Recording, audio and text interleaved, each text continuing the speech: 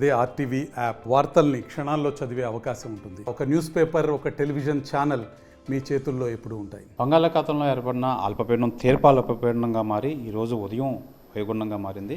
అయితే ఈ నేపథ్యంలో ఈ తీరం ఎక్కడ దొరుకుతుంది, అసలు దీని పరిస్థితి ఏ విధంగా ఉంటుందో, రానున్న రోజుల్లో వర్షాలు ఏ విధంగా ఉంటాయని చెప్పి విశాఖ వాతావరణ కేంద్రం అధికారి శ్రీనివాస్ అయితే మనతో పాటు ఉన్నారు. సార్ చెప్పండి, ఏ విధంగా ఉంది వాతావరణం, తీరం ఎప్పుడు దాటుతుంది?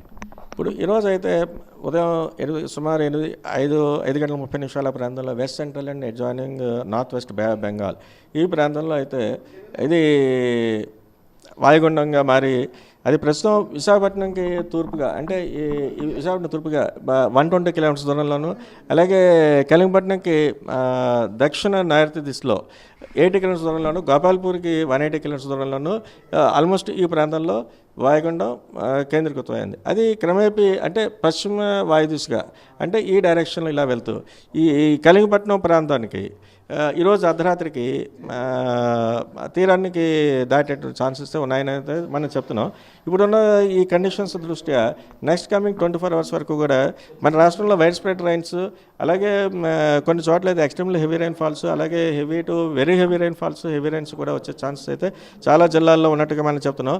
ముఖ్యంగా రెడ్ అలర్ట్ ఇచ్చినట్టు జిల్లాలు ఈస్ట్ గోదావరి, వెస్ట్ గోదావరి, కోనసీమ, ఏలూరు, ఎన్టీఆర్, కృష్ణా, పల్నాడు, గుంటూరు ఈ జిల్లాలకు అయితే మనం ఎక్స్ట్రీమ్లీ హెవీ రైన్ఫాల్ వచ్చే ఛాన్స్ ఉన్నాయని చెప్తున్నాం. అవి ముఖ్యంగా అంటే మనకి 24 అవర్స్ పీరియడ్లో మోర్ దాన్ 19 సెంటీమీటర్స్ వర్షపాతం వచ్చే ఛాన్స్ ఉంది. అలాగే మరికొన్ని చోట్ల ఆరెంజ్ అలర్ట్ కూడా మనకు కొన్ని జిల్లాలకు ఇచ్చాం. అవి విశాఖపట్నం, అల్లూరి సీతారామరాజు, అనకాపల్లి, కాకినాడ, యానం, అలాగే దక్షిణ కోస్తాలు అన్నటువంటి బాపట్ల, ప్రకాశం ఈ జిల్లాలకైతే ఆరెంజ్ అలర్ట్, అంటే ఇవి భారీ నుంచి అతి భారీ వర్షపాతం ఈ జిల్లాలో నమోదయ్యే ఛాన్స్ ఉంది. సరే, తీరం దాటుతున్న క్షమంలో చాలా తీవ్రంగా ఉంటుంది కదా ఈ వాతావరణం, కానీ ఈదురుగాలు కానీ ఏ విధంగా ఉండబోతుంది? ఇప్పుడు ప్రస్తుతం అయితే మన తీరం వెంబడి కూడా బలమైన ఈదురుగాలులు అయితే మనం ఎక్స్పీరియన్స్ అవుతున్నాయి. అవి గంటకి 45 నుంచి 50 కిలోమీటర్ల వేగంతో బలం ఎదురుగాలులు వీస్తున్నాయి. అలాగే అవి కొన్ని సందర్భాల్లో 65 కిలోమీటర్స్ కూడా వెళ్ళే ఛాన్స్ ఉన్నాయి.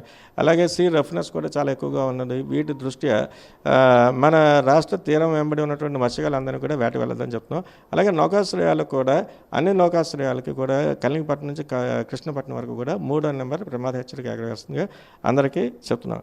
అలాగే మరికొన్ని జిల్లాలు అన్నటువంటి ఇప్పుడు కంటిన్యూస్ రైన్స్ ఎక్కువగా కొన్ని జిల్లాల్లో భారీ నుంచి అతి భారీ వర్షాలు పడుతున్నాయి. అవి ఆ జిల్లాల్లో అన్నటువంటి ఫ్లాష్ ఫ్లడ్ వచ్చేటువంటి రిస్క్ కూడా ఉందని చెప్తున్నాం కొన్ని జిల్లాలకు. అవి ముఖ్యంగా ఈస్ట్ గోదావరి, వెస్ట్ గోదావరి, కృష్ణా, ప్రకాశం ఈ జిల్లాలకైతే ఫ్లాష్ ఫ్లడ్ కూడా వచ్చే ఛాన్సెస్ అయితే ఉన్నాయని చెప్తున్నాం.